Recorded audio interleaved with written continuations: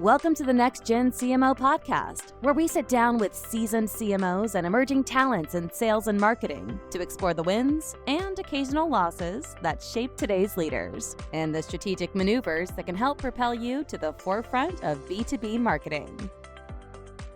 All right. Welcome to the Next Gen CMO podcast. I'm your host. I'm Kelly Hopping. I'm the Chief Marketing Officer at Demandbase. Today, we're excited to welcome my friend and former colleague from Rackspace, Brandon Herder, to the podcast. Welcome, Brandon. Thank you. Happy to be here. Good. Yeah, it's great to have you.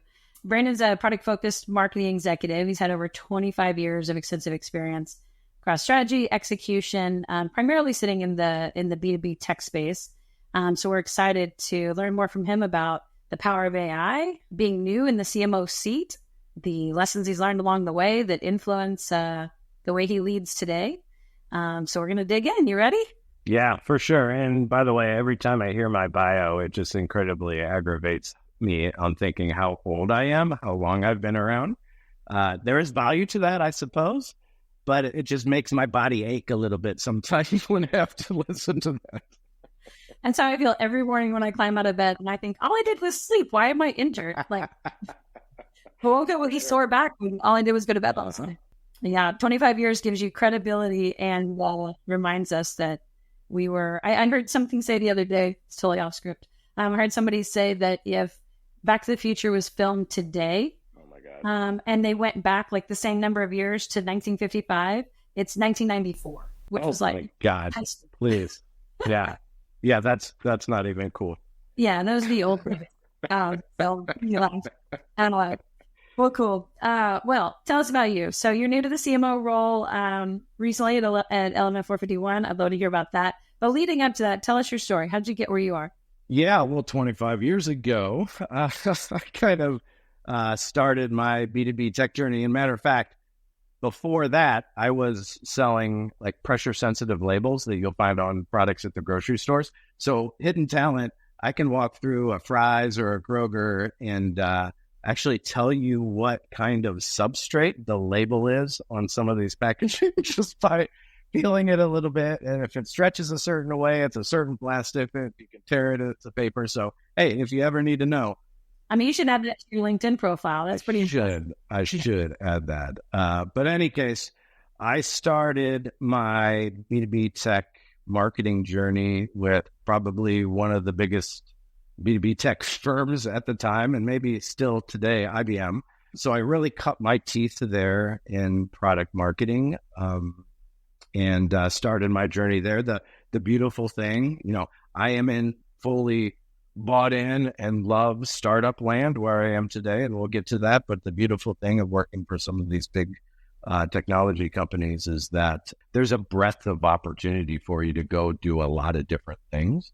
And to our earlier discussion we were having offline here, that afforded me the opportunity to do some product marketing, to do some demand gen, to do some brand stuff, to run events, to do a lot of different things and create a foundation of stuff that has built me into who I am today. So for those out there that are at that stage of their career, like my boss would always ask me, Brandon, what do you want to be at IBM? Like, what do you want to be? And I could never give him the answer because I hadn't tried this or that or the other.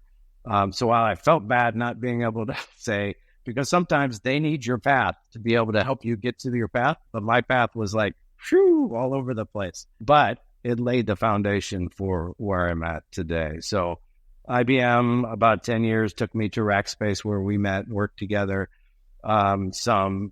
and I, again, both sides of the fence there, started on the product side, helped launch some of the security business, moved over to the demand gen and brand side, was chief of staff for the CMO for a while, which is really a unique experience as well.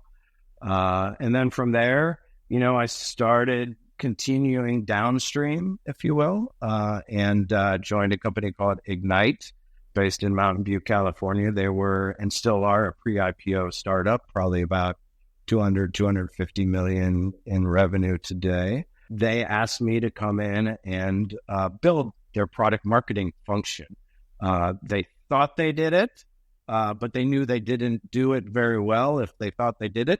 So I came in and was able to kind of stand up the function, get the right people in the right spots, and for the first time, we did an offering management process and a product launch process. I mean, some of these startup organizations are being very, very successful despite themselves in some cases. And all the learnings from my days at IBM and Rackspace have been applied there. And I continue to apply them where I'm at today at Element, which is continued downstream, about a $10 million revenue business shooting for 20. And it's even less mature than Ignite and Rackspace, and obviously IBM was mature before that. But that's the fun of it, and that's kind of been my journey since Big Blue. That's awesome. Yeah, I think a lot of us have followed that path of going progressively smaller. I've realized like I can learn all these things in this big place, but I want to own more and more. And sometimes you go smaller and smaller to figure that out.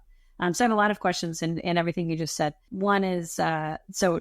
Sidebar, Kim King, who you and I both know from our days at Rackspace, she went with me to a company called Haiku, same thing, 13 million at the time, like Series A to Series B kind of company. But she and I just had lunch, and she said, I had to reset expectations of what product marketing was when I was creating it at a startup from when I was a part of a team at a larger company. It is very, very different. And like, yes, the functions, like it's messaging, it's competitive intelligence, it's all that kind of stuff. But just the building and the progress is so, so very different. What do you think about product marketing and little company versus big? Yeah, that's an interesting kind of comparison. What I found is, to Kim's point, is that usually you don't have a lot of process framework in place in small company. From a product marketing perspective. And you've got to figure out then, like, what is the most important thing and the quickest way to value in a particular functional area, whether it's, we don't do product launches well, we need to stand up a process. We don't have good relationships between our product marketing managers and our product managers. We need to fix that and repair that conversation and those relationships. We don't have an offering management process. There's a lot of things we don't have, like messaging playbooks for all the product. We don't have a proper, like there's so many things that potentially are either immature or even not in existence that you have to say, hey, where can I add the most value and the quickest impact? And as you walk into those situations, that's a way to get quick wins too. Is like, shit, I've done that before, seen it. Like, let me bring this model, lay it down. The key is having the ability to bring others along. And that's, I think, where some people struggle too, is as much as it is the technique and the framework that you're applying, that you've learned in past roles, you need to build relationships and you need to be able to give, to get. And you need to be someone that everybody looks at and says, hey, like, I want to work with that guy. He's got a good idea. It's something we need to do, versus the idea is good, but the guy's a jerk. I really don't want to work with him too much. So as much as building and bringing frameworks, it's being able to reach to your neighbors and figure out how you build bridges and build relationships in there too. No, yeah, absolutely. I won't say it's a segue off that because I don't want to imply or lead the witness, but one of the other things you said in your career is that we have both been chiefs, or you've been a chief of staff to a CMO. Before I came to Rackspace, I was a chief of staff to the COO at AMD. You learned a lot from those roles. I'd love to hear, as you think about this audience, what you think that experience did to impact your leadership style, your understanding of executive decision-making, your sort of awareness, things that were top of mind for a C-level as opposed to doing your functional day job. Yeah. I think there's good and bad to having that opportunity. One, you see the things that you want to model and you want to take away and learn from, and you see the things that are just completely dysfunctional and you want to avoid moving forward. Either way, I think that's both goodness for your growth as a leader, as a future leader. It's comparable to eventually at Thanksgiving dinner having a seat at the parents' table. And you start to have the ability to engage in those conversations and understand like a different point of view, a different way to look at it, you certainly get more in tune. And I think this was the most valuable piece to me is I always have been a marketer. I know how to market, but where I grew the most is understanding how the business operates and the alignment between what you do in marketing and the success of the rest of the business, whether it's the revenue side or the customer success side or the product side. And I think sitting in those rooms peacefully in the corner, hoping nobody calls on me or the CEO doesn't say, what's that? Who's that guy over there and why is he here? That has happened, by the way. Just being able to learn and soak up the conversation and the different perspectives that the other leaders in the organization poke at marketing on and how to respond to those just sets you up for success. So my advice to somebody that has the opportunity to take that role, absolutely take it right away. Don't have any hesitancy or thinking that it's going to slow your career path, because the things you will learn in that room, not by talking, not by doing, but just by listening and watching will allow you to grow that much faster, because you'll just have a more strategic view of your organization, your particular role within the company, and how others perceive it to be. Yeah, I love that. I think that's exactly right. I had such a similar experience on mine, and it was tough. It was one of the hardest jobs I've ever done, because it's, I held my tongue a lot. It was about, listening and supporting. But yeah, I mean, figuring out, like, anytime, I think, so we do it in marketing, but I think anytime in any function, it can be your own little echo chamber. If you're a cog in the marketing wheel, but when you step outside of it, you're like, how is my entire department being perceived? Where do they think the value is? Marketing is one of those that's, people inside marketing know how complicated it can be. People outside marketing thinks it's simple and they can do it. And so hearing those perceptions and think, man, what's the role we're playing in here? And just understanding, you said the way the business operates, I mean, 100%. I realize, what are the things that they're talking about? They're not talking about the things that I live and do every day. They're talking about valuations. They're talking about cash flow. They're talking about how how do we accelerate growth? They're talking about M&A. They're talking about, all kinds of things. And yeah, it's a challenge for sure, but such a great learning. Yeah. I think one of the other things I'll say too, for people that might have this opportunity or one day have the opportunity, is you got to go into it with a level of agility and flexibility. And what I mean by that is you're on call. So in this type of role, you've got to be ready to go 110% into it and be ready for any action or task from whoever you're being the chief of staff to, because they are relying on you. They don't pick you for that role just as a figurehead or just to have somebody and to say, I have a chief of staff. They pick you for that role because they believe that you can add value and add momentum and accelerate all the things that they're trying to do, but you got to be available. So don't think that you're going to have a 9 to 5 that is, hey, I just come in and do these 20 things every day and I'm cool, because those 20 things will be 20 plus another 20 and they'll be different every day. So, but that's the beauty of it too. That's, some people get excited. I get excited about that kind of thing, working from blank sheets of paper, waking up in the morning, not sure what is going to come to my email, the first look at the inbox. Agree. I get bored easily, so it's nice to have that writing for sure. I'm better overwhelmed stressfully than I am better bored stressfully. When I'm bored stressed, it's really bad.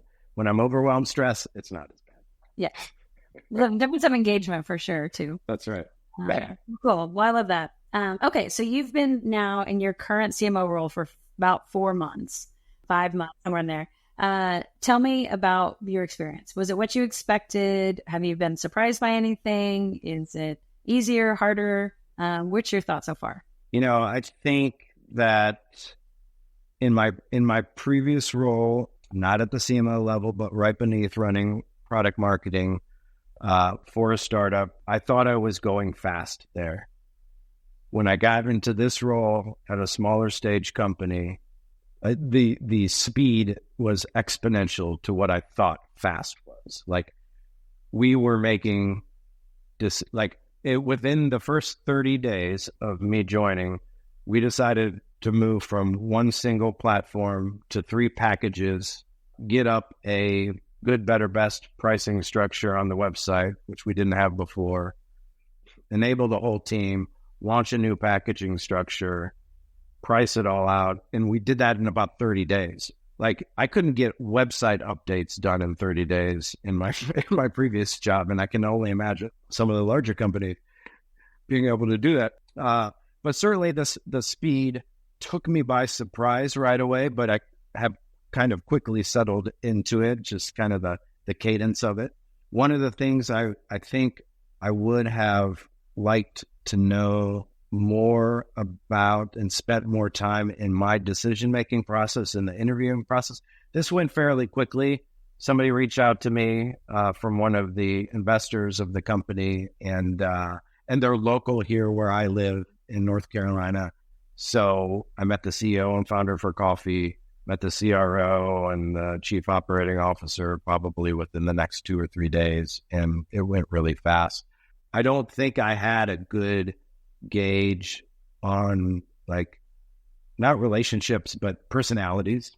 Now, that's not to say I don't love the people I work with, but knowing a little bit more about those personalities and the best way to work with some people, I'd like to spend a little bit more time figuring that out on the front end before I jumped in. There was a bit of a learning curve on me just figuring out how to work with people the right way and how they wanted to be worked with.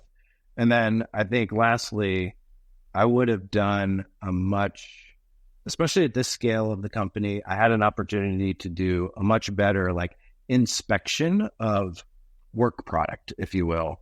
From my perspective, it would have been like content, like the website, the emails, the webinars, everything we do to generate demand. I would have been able to make quicker decisions if I had better intuition and understanding at the level of maturity of some of the content that we were generating. While it has been a wonderful journey up to this point, and I got up to speed really quickly, if I had those 3 things in my pocket, I could have just been, accelerated that onboarding even faster. Yeah. Yeah, absolutely. I think that's a great point. I think that's the part to me that I'm only 5 months into my role. And so now I've been a CMO 3 or 4 times, but this is the first one where I only new into this role. And the pace that it moves, the scale, it's just all going super fast. And that level of getting into the actual content, into the creative, into the articles, site, I'm still doing that. I'm still getting there. Like, at first it was like people, process, structure, KPIs, key priorities. And then after that, it was now it's okay, what's the quality of this? Where's the pipe struggling? Where's the brand not resonating? And all those pieces, they're sort of step 2, 3, 4 or something. They're below getting to know the team and understanding how to work with folks, like you talked about, and building those relationships. So yeah, for sure.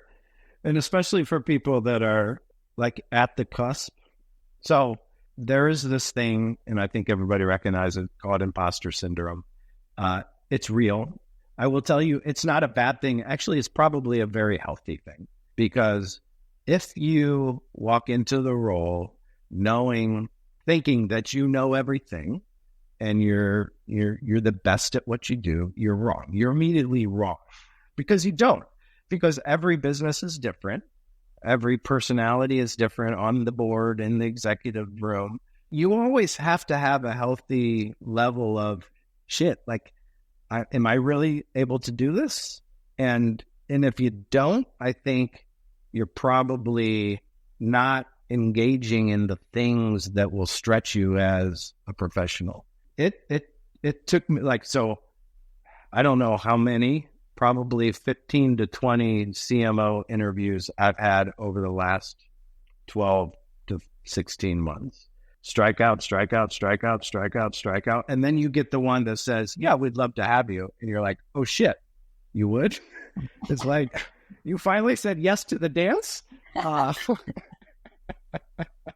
And then you're like, oh crap, now I've got to deliver. And that's healthy. You shouldn't be fearful of that kind of feeling, because I do think once you get in, you should have a level of confidence in who you are and everything you've done before. But also, don't be afraid, even to your CEO, don't be afraid to say, I'm not sure about that one. Let me go do some research and figure out the best solution for it. Nobody expects you to have all the right answers, but they expect you to work to try to find them. And I think that's all we can ask from ourselves is, hey, we're going to try to do our best, and we're going to put everything into it. So yeah, for those out there that might be looking at roles, that might be new in their role, take a deep breath. It's okay. It's okay not to feel right. Kelly, I'm sure that your first couple too, you were like, and maybe even the last one, you too, like, I'm not so sure, but it's healthy. Yeah, it's absolutely healthy. I mean, I've got here, you talked about one of your first projects, pricing and packaging. It's an area I've never worked on, pricing and packaging, in all of my career and all of my stints.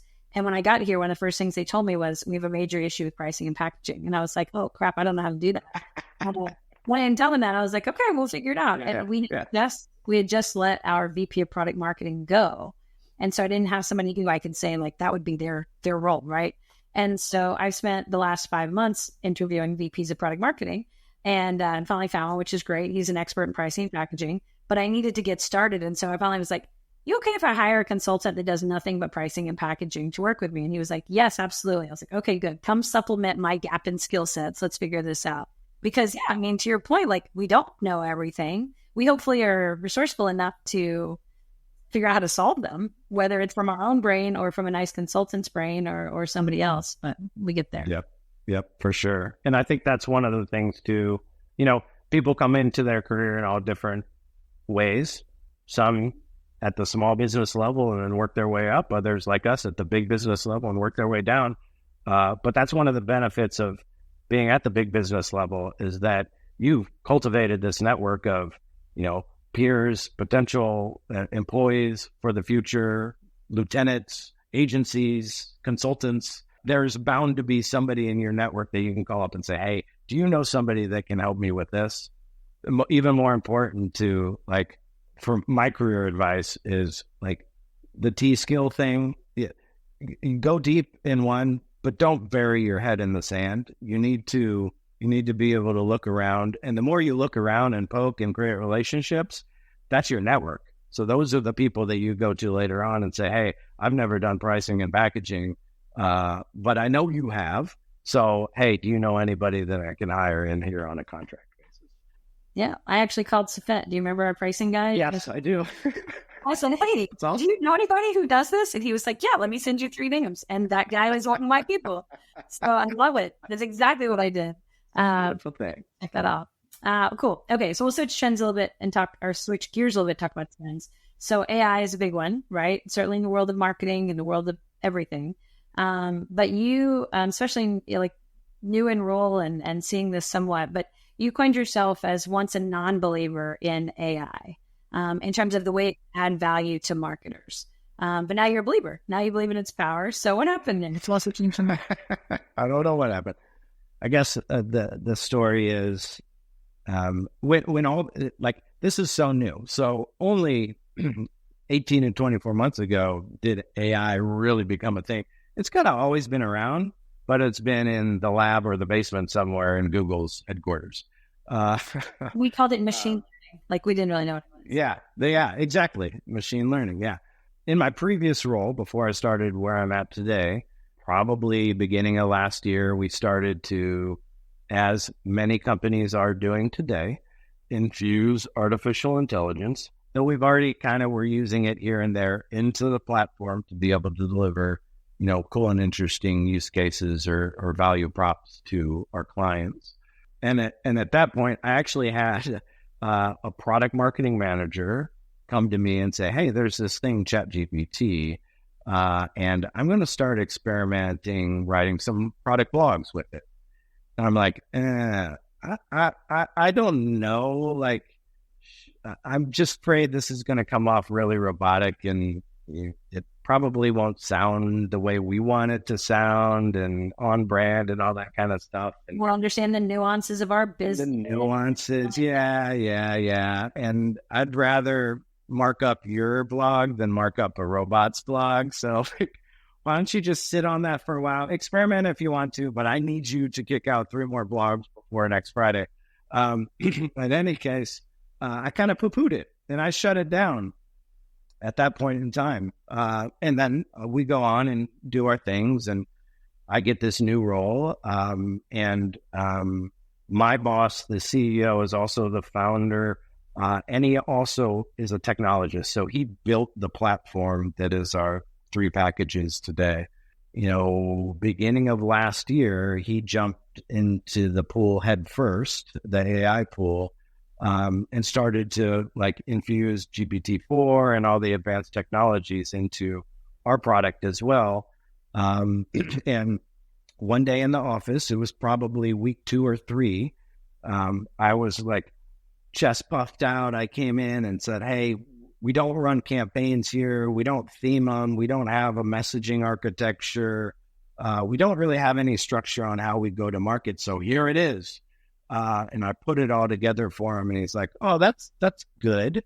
And then he opened up his laptop and pulled up GPT-4, and we fed that document into the system and started to prompt it and asked it questions and ask it to build us a narrative that's more intuitive to so we serve higher ed institutions. And there's a difference between a university, a community college, an online learning facility, and they treat their students differently because they may be your traditional student. They may be a single parent going back to school. But in any case, we fed it into this thing and asked it to start to produce us more provocative narrative that was tuned to specific personas. And it took all the work that I've done and just amplified it. And it was just amazing that we sat in that room. And what took me probably a full week of work, puffed out chest, walk into the room. He made good work great by just feeding it into the system and prompting it the right way and asking it questions and asking it to feed us back things. And I sat there and watched this thing, and I was like, okay, I got it. My whole team, we need to be doing this. We need to be writing emails. We need to be, give me 5, subject lines for emails that are provocative, that are tuned in more to audience target 1 versus B versus C. And since then, that's kind of my conversion that happened in that office 2 weeks in. I love it. 2 things I hear there. One is it can be humbling. It does it better than us sometimes. Took your good to great. On the other side, the reason it got good to great was because it needed the baseline. It needed your good to get to great, which I think is where AI and ChatGPT is not replacing marketers. It's helping amplify marketers, right? It's taking really great messaging and turning it into beautiful copy, which is really what's the most helpful. So both a gift and a reminder that we're not on our own. Yes, for sure. You're right. And I want to reiterate that point. It is not here to replace anybody's job. Though I will say that it is, and it should be seen as another tool in your tool belt. And if you don't know how to operate this tool the right way, you're not going to get a good to great output from it. And by the way, in your current CRM, in your current marketing automation platform, in your current ABM platform, in your current XYZ tool, tech stack that you use, they're already putting AI into those platforms to help you do your job better, to give you better results, to give you ways in which you can use the English language to prompt an output instead of hard coding HTML or building emails in a design modo application to port them back over to HubSpot. There are ways that these things can really help accelerate your productivity and even amplify the quality of the stuff that gets output to, but you need to really understand how to work with the tools in order to get the most out of them. Yeah, absolutely. I love that. So given what you just said, are there any tips or advice you would give to up and coming marketers about ways they can stay ahead of the curve for understanding AI or the options available, or just how to get up to speed with them so that when they're in that situation, they know how to leverage them? Yeah. The easiest thing to do is start, if you haven't already, start playing with them. Like ChatGPT-4, which is its most advanced capability today, is I think $29.99 a month. So like it's cheaper than Netflix. So hop in. You can search now and find. And matter of fact, we can put in the show notes too. There are some links that I have to like marketing prompts, like common marketing prompts to use to, because there's a thing called prompt engineering, which is essentially how you prompt or interact with the ChatGPT interface to ask it to provide you the output that you're looking for. And some of the tricks really sound stupid, but they work. For instance, what I do a lot is I'll give ChatGPT a task. Hey, I need web copy for this new feature page. I feed it the help desk article that the product team worked based on that feature. And this is what I say to it. I say, take your time, take a deep breath, and produce me some quality content. And it actually does that. Now, it doesn't take a long time to do it, but it's like you're talking to your intern, and you have to say, or to your son, you have to say, take a deep breath. Yeah. Take your time, answer the question thoughtfully, but don't rush into it. And you do get higher quality outputs when you prompt it in English language, like we would be talking to our own family member or our intern. I love that. Yeah. Yeah, I wrote this book a couple years ago when I took a sabbatical after Gartner, and I wrote the whole book myself, like me and a computer, just type. But I realized my purpose evolved over time. But when I decided that it was going to be a business book towards the end, and I was going to actually or a leadership kind of book, then I was like, well, I need to then have like takeaways of chapters. I went to Barnes & Noble, flipped through, and I realized that like every chapter ends with a little box is like key points or like key takeaways. Whatever. So I was like, and by that point I was like spent. I'd written 72,000 words. I was like, I can't. And so I would take each chapter and I would drop them into ChatGPT. And I'd be like, generate 5 key takeaways from this content that would inspire a young marketer. So, that's the other thing, right? Is to be as specific as possible. Yes. Young future marketing leader or a young business leader or young, female business leader sometimes. And then it would spit out like 5. And what it would do 2 things. One, it would give me really great content that I could say, okay, this can be the box at the end of this chapter. I'd go through and kind of make tweaks and adjust. Or I'd be like, that was the takeaway. Shoot, I need to revisit what I wrote because that takeaway is off a little bit. So I know that I made the point very clear. So it actually also helped me with my baseline writing. And then when I fixed that, then reloaded, I'm like, okay, now those are the takeaways. Now that I fixed the anchor, right? So yeah, it's an amazing, amazing vehicle. I never tried to like take your time. You should. Well, have a cocktail and then tell me high quality piece of content. That'd be fun. I'm not going to try all that. I love it. Yeah, for sure. There's this other thing real quick too called you can create your own custom GPTs. So one, you can give the GPT a persona. So you can essentially tune it into your brand, write like Apple would write copy, really short, to the point, provocative. You could feed it with all the information about your company, and it kind of takes on the persona of that intern or that brand person or that copywriter on your team. But you also can give it a framework. And we do this a lot for our website. So our product feature pages always follow the same structure. You have a banner with a headline and it's 1 line and it's 3 words or blah, blah, blah. Then you have a slice that shows value benefit of feature 1, value benefit of feature 2, and it goes on down, but it has a structure to it. So you provide the GPT with that structure and you tell it to output every response in that structure, so it organizes the content for you. And it makes it so simple to say, hey, I need to build a new feature page for this feature. Here's the knowledge base for it. And then it outputs everything. And then for me, when you use another tool, a website tool, we use Prismic, it's a quick copy and paste into that to get it up and running.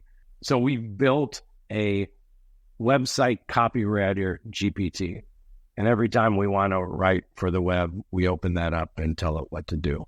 And and now what would take somebody a week of copywriting, review, pitch it back to product, review again, get my final approval, we do that in about an hour now. Amazing. Such a productivity gain. I love it. Yeah, no. Well, cool. Well, good. Well, thank you for telling me that. I know that we've been talking for a while, so I will I'll give you your Friday back. But is there anything else you'd like to add that I didn't ask you about today, or that you think would be helpful just in your many years of all 25 years of your wisdom? No, I think, I pretty much provided all 25 years of my wisdom in 30 minutes. But what I have always told people that ask or people that work for me, and I think I mentioned it before, is that there are a couple tenets that I kind of live by, both professionally and personally. One is, it's about relationships. You can learn the product, you can learn the marketing framework. It's harder to learn how to be a good person sometimes, and to build relationships and know when to give and when to accept. So I always tell my people, like, in this role, 30% of your job is going to be knowing what to do at the right time. 70% of the job is going to be able to network with the rest of the organization inside and out and figure out how you can pull people along with you to do an awesome job, not just a good job for yourself. So that's one piece. And then the other piece is, like, in general, I don't know if it happens in every other function of a business too, but us marketers, sometimes we think we know more than we really do. And what I will say always works for me is if you just strip it away and try to come back to the three things that you need to do at this particular time, like simplify. A lot of times you get into a position that I've been in before, which is we run a lot of different things and some things work and some things don't, but we just keep running. We keep running. We keep trying this. And hey, this is a new technology, AI, let's go try it. You need to build a foundation, and you need to simplify the approach, because it'll allow you to really focus in and figure out what the three things you can get up and running and performing at a really good pace right away. And then you move on to the next three. But don't try to boil the ocean. Don't try to adopt every new thing that comes along. Make sure that the house that you're building has a really strong foundation to it. So those two things are probably my parting comments at what I've learned over the last 25 years. And now I know that I won't have to take them to my grave. Well, I love it. Now they're going to be out in the world forever. No, I mean, it's great. I love the second one. I've had people on my team where they can tell they've got, I almost call them tight ears. Like they're sort of trying to always organize because they've got 47 things going. And so every week they move, 40 of them forward 1 inch. And I'd be like, how can we pick 3 and get them over the line? Like, take these 3 a mile and then come back, instead of trying to move everything forward a tiny, and then nothing gets done. Right. For sure. Sorry about that. That's great. One last thing. One thing people don't know about you, any secret insider trading of Brendan Herter? No, all my secrets are out in public now. No, I would say the thing which maybe you believe, maybe you don't believe, but I am very much so a marketing leader, and you don't find a lot of these, that is an introvert. I don't like Nobody you're listening to this will believe you right now. Well, so here's the difference: is when I create relationships, which is big for me, and I have not only a former colleague in a professional relationship, but a personal one as well, as I can call people friends like yourself. It's much easier for me. But if I show up I hate conferences. Like, I really hate conferences. They're great for the pipeline, but I hate talking to people I don't know. So that would probably be the one thing, is I'm the CMO that's the introvert. I love it. I think that's great. I think it's smart, though. It means you take time to process. It means you know how to recharge and refuel. So that's great. If people were so intrigued by you and they want to figure out what you're doing and follow you, where's the best place to do that?